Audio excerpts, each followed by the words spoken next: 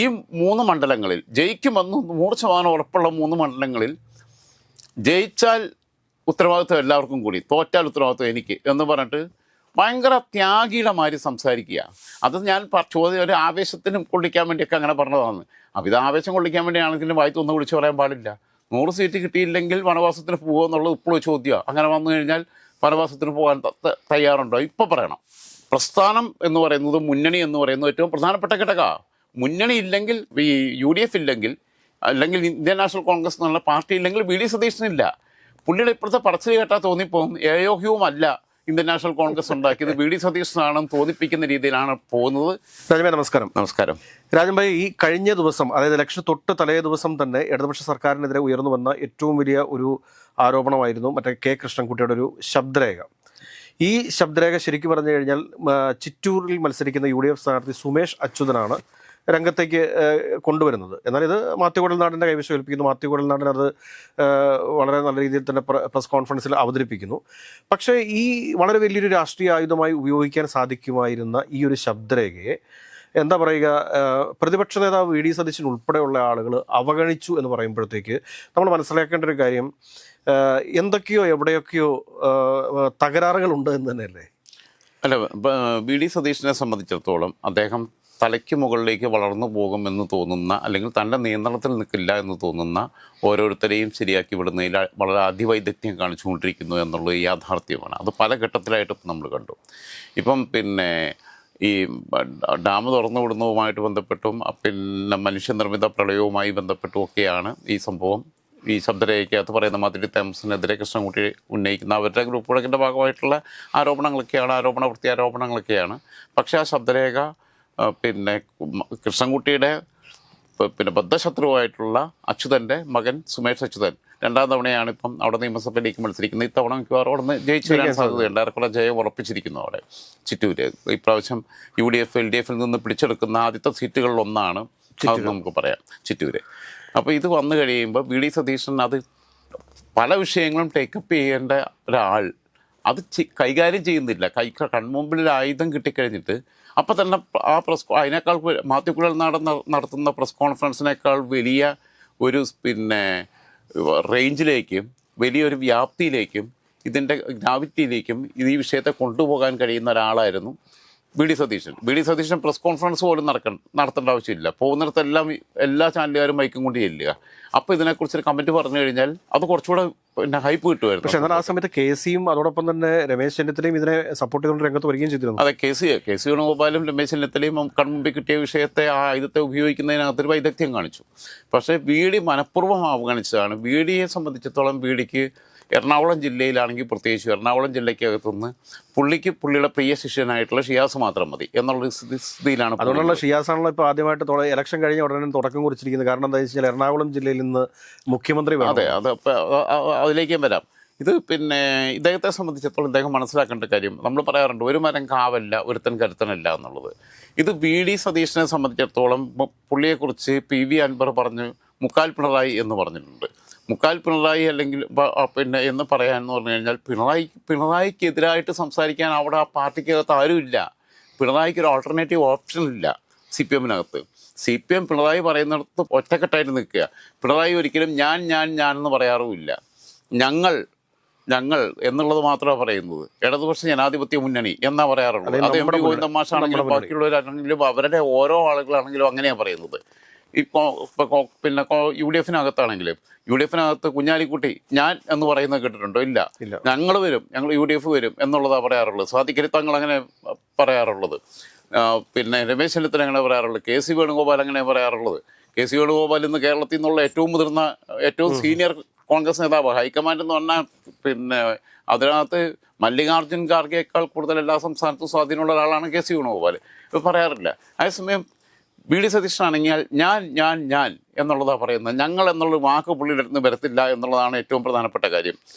ഇപ്പം ഇതിനകത്തുള്ളൊരു വിഷയം ഇപ്പം ഉണ്ടായിട്ടുള്ള വിഷയം, ഇപ്പം നിലമ്പൂർ ബൈ ഇലക്ഷനിൽ, പുതുപ്പള്ളി ബൈ ഇലക്ഷനിൽ, അതേപോലെ തന്നെ തൃക്കാക്കര ബൈ ഇലക്ഷനിൽ ഒക്കെ പുള്ളി പറഞ്ഞു തോറ്റാൽ അതിൻ്റെ ഉത്തരവാദിത്വം എനിക്ക്. ഇത് ഈ മൂന്നിടത്തും തോക്കത്തില്ല എന്നുള്ളത് സകലമാന മനുഷ്യർക്കും അറിയാവുന്നതാ. എന്നാൽ ചേലക്കരെ പോയിട്ട് തോറ്റാൽ എനിക്ക് ഉത്തരവാദിത്വം എന്ന് പറയാനില്ല.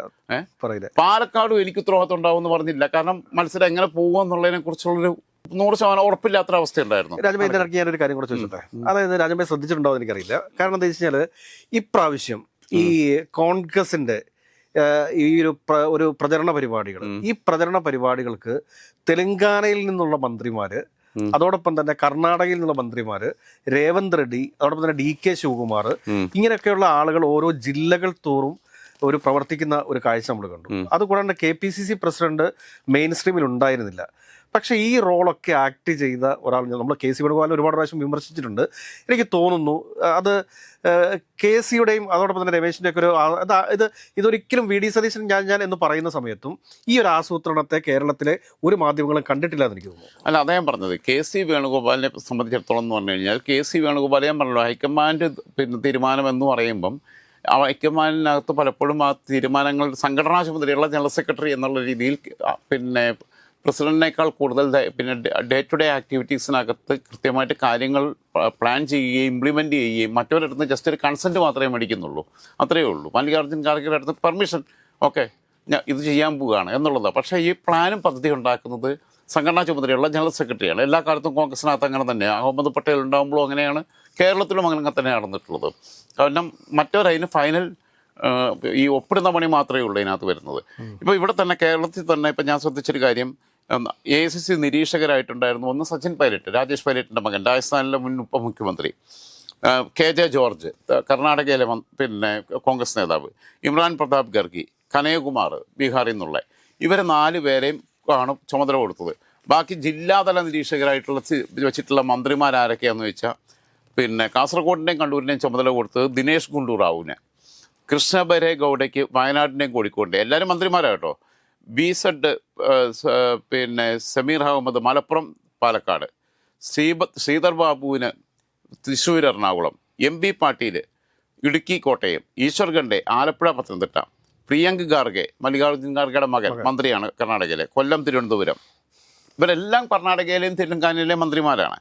അപ്പം അങ്ങനെ നിയമസഭാ മണ്ഡലങ്ങൾക്ക് വേണ്ടിയിട്ട് 59 നിരീക്ഷകരെ വെച്ചു. അതായത് ഇലക്ഷൻ എഞ്ചിനീയറിംഗ് വളരെ കൃത്യമായി കോർഡിനേറ്റ് ചെയ്യുന്നതിനകത്ത് KC വേണുഗോപാൽ നേരിട്ടുള്ള ഇടപെടലുണ്ടായിരുന്നു എന്നുള്ളതാണ്. ഞാൻ എന്ന് പറയാൻ നിന്നിട്ടില്ല എന്നുള്ളതാണ് ഏറ്റവും പ്രധാനപ്പെട്ട കാര്യം. അതിൽ തന്നെ ശ്രദ്ധിക്കേണ്ട കാര്യം, അതായത് ഇപ്പോൾ VD സതീശൻ സ്ഥാനാർത്ഥിയാണ്, പ്രതിപക്ഷ നേതാവ്. VD സതീശന് പറവൂർ വിട്ടു അല്ലാതെ കേരളത്തിൽ ബാക്കി സ്ഥലത്ത് പ്രചാരണത്തിനധികം പോകാൻ പറ്റിയില്ല. കാരണം പറവൂർ നല്ല ഫൈറ്റ് വന്നുകൊണ്ട് പറവൂരിൽ അത്യാവശ്യം കെട്ടിയിട്ട അവസ്ഥയിലെത്തിപ്പോയി. സണ്ണി ജോസഫിന് പേരാവൂരിൽ നിന്ന് പുറത്തിറങ്ങാനുള്ള നേരം കിട്ടിയിട്ടില്ല. കാരണം ചായ കുടിക്കാൻ നേരം കിട്ടിയില്ല. ശൈലജ ടീച്ചറാണ് എതിർ സ്ഥാനാർത്ഥി. രമേശ് ചെന്നിത്തല മുതിർന്ന നേതാവാണ്. രമേശ് ചെന്നിത്തലയ്ക്കും ഹരിപ്പാട് കേന്ദ്രീകരിച്ച് തന്നെയാണ് അത്യാവശ്യം ഒരുപാട് സ്ഥലങ്ങളിൽ പോവുകയുണ്ടായി. അല്ല, അത് സതീശനും പോയിട്ടുണ്ട്. ഞാൻ പറഞ്ഞു തന്നത് പരിമിതികളുണ്ടായിരുന്നു. ഈ പരിമിതികളില്ലാതിരിക്കുമ്പം, ഈ പരിമിതികളില്ലാതിരുന്ന ഒരാളാണ് KC വേണുഗോപാൽ കേരളത്തിൽ നിന്നുള്ളതിൽ. അപ്പോൾ AK ആന്റണിക്ക് പ്രായമായതിൻ്റെ ഭാഗമായിട്ടുള്ള മുല്ലപ്പള്ളിയെ പോലെയൊക്കെയുള്ള മുൻകാല പ്രസിഡന്റുമാരൊക്കെ അവരൊക്കെ സമീപ പ്രദേശങ്ങളിലൊക്കെ പോയിട്ടുണ്ട്. ആരോഗ്യ പ്രശ്നങ്ങളൊക്കെ ഉണ്ട്. അത് ഇദ്ദേഹത്തിനാണെങ്കിലും നമ്മളെ K സുധാകരനാണെങ്കിലും ഒക്കെ അങ്ങനെയുള്ള പരിമിതികളുണ്ട്. അതായത് ഒരു സ്റ്റാർ ക്യാമ്പയിനേഴ്സ് എന്ന് പറഞ്ഞിട്ട് വരാനെന്ന് പറഞ്ഞു കഴിഞ്ഞാൽ പിന്നീട് അതിനകത്ത് കോർഡിനേറ്റ് ചെയ്യുക എന്നുള്ളത്, സ്റ്റാർ ക്യാമ്പയിനറാകുക എന്നുള്ളതല്ല. സ്റ്റാർ ക്യാമ്പയിനറായിട്ട് ഇവർ ഒരുപാട് പേരെ വെച്ചിട്ടുണ്ട്. അതിനകത്ത് ഏറ്റവും മനോഹരമായിട്ട് എനിക്ക് തോന്നിയിട്ടുള്ളത്, രേവന്ത് റെഡ്ഡി വന്നിട്ട് പോമന ദിനേശ എന്നൊക്കെ പറഞ്ഞത് ആവശ്യമില്ലാത്ത വർത്തമാനമായി. എന്നാൽ തന്നെ രാഹുൽ ഗാന്ധിയും പ്രിയങ്ക ഗാന്ധിയും രേവന്ത് റെഡ്ഡിയും DK ശിവകുമാറും ഒക്കെ വന്നു.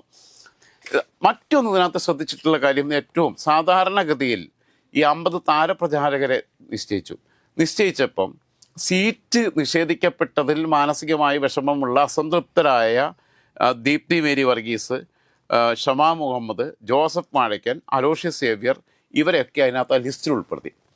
അതായത് കാരണം അവരതിൻ്റെ മൊത്തം ക്യാമ്പയിൻ്റെ ആളുകളായിട്ട് മാറി, ക്യാമ്പയിനേഴ്സായിട്ട് മാറി. ഇതൊരു വലിയ പ്ലാനിങ്ങാണ്. ഈ പ്ലാനിങ്ങിലേക്ക് പോകുമ്പോഴാണ് നമ്മൾ ശ്രദ്ധിക്കേണ്ടത്. അപ്പം ഞാൻ പറഞ്ഞു വന്നത് ഇതിനകത്ത് നേരത്തെ പറഞ്ഞു വന്നൊരു സാധനം, ഈ 3 മണ്ഡലങ്ങളിൽ ജയിക്കുമെന്ന് 100% ഉറപ്പുള്ള 3 മണ്ഡലങ്ങളിൽ ജയിച്ചാൽ ഉത്തരവാദിത്വം എല്ലാവർക്കും കൂടി, തോറ്റാൽ ഉത്തരവാദിത്വം എനിക്ക് എന്ന് പറഞ്ഞിട്ട് ഭയങ്കര ത്യാഗിയുടെ മാതിരി സംസാരിക്കുക. മറ്റിടത്തൊന്നും മിണ്ടിയില്ല, ചേലക്കരയും മിണ്ടിയില്ല, മറ്റിടത്തും മിണ്ടിയില്ല. അതേസമയം ഒരു ടീം വർക്കാണെന്നുണ്ടെങ്കിൽ ടീം KPCC എന്ന് പോലും പറയാൻ പാടില്ല. ജയിച്ചാൽ അത് UDFിൻ്റെ ഞങ്ങളുടെ എല്ലാവരുടെയും കൂടി വിജയമാണ്. തോറ്റാൽ ഞങ്ങൾക്ക് കൂട്ടുത്തരവാദിത്തമാണെന്ന് തന്നെയാണ് പറയേണ്ടത്. അത് പറയുന്നിടത്ത് ഈ ഞാനെന്നുള്ള സാധനം ഇല്ലാതിരിക്കുന്നത്. ചേലക്കരയിലും മറ്റിടത്തും തോറ്റതിൻ്റെ ഉത്തരവാദിത്തം ആർക്കാണ് കിടക്കുന്നത്? അങ്ങനെയാണെങ്കിൽ അത് മൊത്തം UDFിന്. ചേലക്കര തോറ്റതിൻ്റെ ഉത്തരവാദിത്തം അത് UDFിന്. മറ്റിടത്തൊക്കെ ജയിച്ചാൽ പിന്നെ അവർക്ക് ഉത്തരവാദിത്തം എന്നുള്ളത് ഇങ്ങനെ ഔദാര്യമായിട്ട് വിട്ടുകൊടുത്തതും അങ്ങനെയുണ്ട്. അപ്പം അത് മാത്രമല്ല, പിന്നെ ഇപ്പോൾ വനവാസത്തെക്കുറിച്ച് പറഞ്ഞിട്ടുണ്ട്. 100 സീറ്റ് കിട്ടിയില്ലെങ്കിൽ പിന്നെ 100 സീറ്റ് കിട്ടും, ഇതിലെന്തെങ്കിലും മാറ്റം വന്നാൽ ഞാൻ രാഷ്ട്രീയ വനവാസം സ്വീകരിക്കുന്നൊക്കെ പറഞ്ഞു. 100 സീറ്റ് കിട്ടിയില്ലെങ്കിൽ രാഷ്ട്രീയ വനവാസം സ്വീകരിക്കാൻ VD സതീശന് ധൈര്യമുണ്ടോ എന്നതാണ് ചോദ്യം. പറഞ്ഞ വാക്കിൽ ഉറച്ചു നിൽക്കാൻ. 100 സീറ്റ് കിട്ടിയില്ലെങ്കിൽ, കഴിഞ്ഞ ദിവസം മാധ്യമങ്ങളെടുത്ത് പിന്നെ പറയുന്നുണ്ട്, ബബ്ബ അടിക്കുന്നുണ്ട്. അത് ഞാൻ ചോദ്യം ഒരു ആവേശത്തിന് കൊള്ളിക്കാൻ വേണ്ടിയൊക്കെ അങ്ങനെ പറഞ്ഞതാണ്. അപ്പോൾ ഇത് ആവേശം കൊള്ളിക്കാൻ വേണ്ടിയാണെങ്കിലും വായിത്തൊന്നും വിളിച്ചു പറയാൻ പാടില്ല. 100 സീറ്റ് കിട്ടിയില്ലെങ്കിൽ വനവാസത്തിന് പോകുമോ എന്നുള്ളത് ഇപ്പോഴും ചോദ്യമാണ്. അങ്ങനെ വന്നു കഴിഞ്ഞാൽ വനവാസത്തിന് പോകാൻ തയ്യാറുണ്ടോ? ഇപ്പോൾ പറയണം, വോട്ടെണ്ണൽ കഴിഞ്ഞിട്ട് പറയരുത്. ഇപ്പോൾ പറയണം. ഞാൻ പറഞ്ഞതിൽ അടിയുറച്ച് നിൽക്കുന്നു. 100 സീറ്റ് UDFിന് കിട്ടിയില്ലെങ്കിൽ ഞാൻ രാഷ്ട്രീയ വനവാസത്തിന് തന്നെ പോകും, ഞാൻ ഈ പണി അവസാനിപ്പിച്ച് പോകുമെന്ന് പറയണം. പിന്നെ ഇതിനകത്ത് ശ്രദ്ധിക്കേണ്ട കാര്യം, അനാവശ്യമായിട്ടുള്ള വിവാദം പിന്നെ ഉണ്ടാക്കിയതാരാ? VD സതീശൻ അറിയാതെ മുഹമ്മദ് ഷിയാസ് ഒരു അക്ഷരം മിണ്ടുമെന്ന് തോന്നുന്നുണ്ടോ? ഇല്ല. VD സതീശൻ അറിയാതെ. VD സതീശൻ്റെ ഇന്ന് കേരളത്തിൽ തന്നെ VD സതീശൻ്റെ ഏറ്റവും വലിയ വിശ്വസ്തരായിട്ടുള്ള ആളുകൾ ഒന്ന് പിന്നെ മുഹമ്മദ് ഷിയാസാണ്, ഒന്ന് KP നൗഷാദ് അലിയാണ്. പിന്നെ പൊന്നാനിയിലെ സ്ഥാനാർത്ഥി നൗഷാദ് അലി വരുന്നത് പിന്നെ വേറെ വഴിക്കുന്നൊക്കെയാണ്. പിന്നെ പുള്ളി ഈ കാസർഗോഡ് ഭാഗത്താണ് പഠിച്ചതൊക്കെ. അങ്ങനെ പുള്ളിക്ക് പല ഭാഷകളറിയാം. പുള്ളി പിന്നെ MA ഷാനവാസ് MP ആയിരുന്ന സമയത്ത് കുറേ ഡീലുകളൊക്കെ നടത്തിയത് പുള്ളിയായിരുന്നു. അവിടെ നിന്ന് MA ഷാനവാസിന് ആരോഗ്യ പ്രശ്നങ്ങളൊക്കെ വന്ന സമയത്തും പുള്ളിയാണ് ഡീലുകളൊക്കെ നടത്തിയിരുന്നത്. അങ്ങനെയുള്ള ഒരു പല കാര്യങ്ങളും ഉണ്ട്. പിന്നെ നൗഷാദിലേക്ക് പിന്നെ നമ്മുടെ സുഹൃത്ത് എന്നുള്ള രീതിയിൽ നമ്മൾ അതിലേക്ക് അധികം പോകുന്നില്ല. ഷിയാസിനോടും അത് തന്നെയാണ് നമുക്കുള്ളൊരു ഇത്.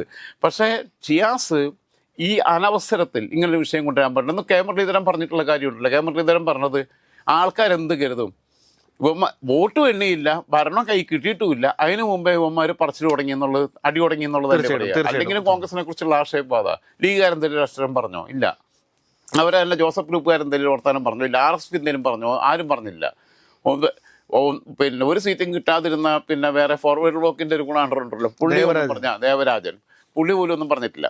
അപ്പം ഞാൻ പറയുന്നത്, ഇതിനകത്ത് ഇവിടെ മേയർ തീരുമാനത്തിനകത്ത് വരെ സതീശൻ്റെ ചില താല്പര്യങ്ങളുണ്ടായിരുന്നു.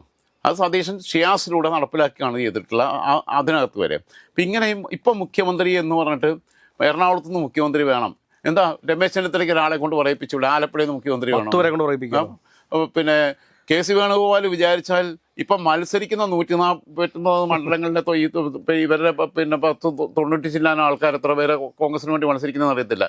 അവരെ കൊണ്ടും ഘടകകക്ഷികളുടെ പല നേതാക്കന്മാരെ കൊണ്ടും ഒക്കെ പറയിപ്പിക്കാൻ പറ്റുമല്ലോ. പിന്നെ ജയിച്ചാൽ പിന്നെ KC മുഖ്യമന്ത്രി ആവണം എന്നുള്ളത് ഇപ്പോഴേ പറയിപ്പിക്കാം, ക്യാമ്പയിൻ തുടങ്ങാം അവർക്ക്. അപ്പോൾ ഇതല്ല രീതി, ഇതൊരു മര്യാദ കെട്ട രീതിയാണ്. അത് തിരിച്ചടിയായി, ബൂമറാങ് പോലെ തിരിച്ചടിയായി. അതുകൊണ്ട് കെ മുരളീധരൻ വരെ ഇങ്ങനെ പറയേണ്ടി വന്നു. എല്ലാവർക്കും ഇതിൽ പ്രതിഷേധമുണ്ട്, കോൺഗ്രസ്സുകാർക്ക് അത് എന്നുള്ളതാണ്. അപ്പോൾ ഇദ്ദേഹം സമുദായ സംഘടനകളുടെ തിണ്ണനിരങ്ങത്തില്ല എന്നൊക്കെ പറഞ്ഞിട്ട് പറയും. സമുദായ സംഘടനകളുടെ ലത്തീൻ സഭയ്ക്കെതിരെ വേണ്ടാത്ത പറഞ്ഞിട്ട് അടുത്ത ദിവസം ഇരുന്നിട്ട് ബിഷപ്പ്മാരെ കാണാൻ പോകലായിരുന്നല്ലോ പണി, രഹസ്യമായിട്ട്. ബിഷപ്പ്മാരെ രഹസ്യമായിട്ട് കാണുക, എന്നിട്ട് സോൾവ് ചെയ്യുക. ഇത് പരസ്യമായിട്ട് ഇങ്ങനെ പറയുക, ഞാൻ സമുദായ സംഘടനകൾക്കൊക്കെ എതിരായിട്ട് വലിയ പോരാളിയാണ്. ഹൈബിയും കൂട്ടിക്കൊണ്ട് പിന്നെ പോയത്. ഹൈബി ലത്തീൻ സമുദായം അംഗവും കൂടിയാണല്ലോ, എറണാകുളത്ത് MP ആണല്ലോ. അപ്പോൾ ഒരു വശത്ത് പിന്നെ പരസ്യമായിട്ട് ഇങ്ങനെ പറയുകയും പിന്നെ മറുവശത്ത് രാത്രിയിൽ തലയിട്ട് മുണ്ടിട്ടിട്ട് പോയിട്ട് സോൾവ് ചെയ്യുകയും ചെയ്യുന്നത് പറഞ്ഞിടത്ത് തുളച്ച് നിൽക്കണം. അല്ലാന്നുണ്ടെങ്കിൽ പറയരുത്. ഇത് പറയാൻ പോണ്ട ആവശ്യമില്ലല്ലോ, ഇത് പറയാൻ പോണ്ട കാര്യമില്ല. പിന്നെ ഇതിനകത്തുള്ള വേറെ വിഷയം എന്ന് പറഞ്ഞു കഴിഞ്ഞാൽ, പുള്ളി ചെയ്യേണ്ടത് കുറച്ചുകൂടി പക്വമായിട്ട് കാര്യങ്ങൾ കൈകാര്യം ചെയ്യുകയാണ് വേണ്ടത്. ഇതിനു മുമ്പും കേരളം ഒരുപാട് പ്രതിപക്ഷ നേതാക്കന്മാരെ കണ്ടിട്ടുണ്ട്, ഒരുപാട് മുഖ്യമന്ത്രിമാരെ കണ്ടിട്ടുണ്ട്. പക്ഷേ ഈ ഞാൻ എന്ന ഭാവം വെച്ച് പോയി കഴിഞ്ഞാൽ എന്ന് പറഞ്ഞു കഴിഞ്ഞാൽ, പ്രസ്ഥാനം എന്ന് പറയുന്നത്, മുന്നണി എന്ന് പറയുന്നത് ഏറ്റവും പ്രധാനപ്പെട്ട ഘടകമാണ്. മുന്നണി ഇല്ലെങ്കിൽ, ഈ UDF ഇല്ലെങ്കിൽ, അല്ലെങ്കിൽ ഇന്ത്യൻ നാഷണൽ കോൺഗ്രസ് എന്നുള്ള പാർട്ടി ഇല്ലെങ്കിൽ VD സതീശനില്ല. പുള്ളിയുടെ ഇപ്പോഴത്തെ പറച്ചിൽ കേട്ടാൽ തോന്നിപ്പോകും ഏയോഹ്യവുമല്ല ഇന്ത്യൻ നാഷണൽ കോൺഗ്രസ് ഉണ്ടാക്കിയത്, VD സതീശനാണെന്ന് തോന്നിപ്പിക്കുന്ന രീതിയിലാണ് പോകുന്നത്. അത് അദ്ദേഹത്തെ പോലെയുള്ള ഒരു രാഷ്ട്രീയ, നമുക്ക് ഇവരുമായിട്ടൊക്കെയുള്ള വ്യക്തിബന്ധത്തെ മാനിച്ചുകൊണ്ട് തന്നെ നമ്മൾ പറയുന്നു, അദ്ദേഹത്തെ പോലെയുള്ള രാഷ്ട്രീയ നേതാവിന് ഭൂഷണമല്ല എന്ന് ഓർമ്മപ്പെടുത്താനാണ് എനിക്ക് താല്പര്യം.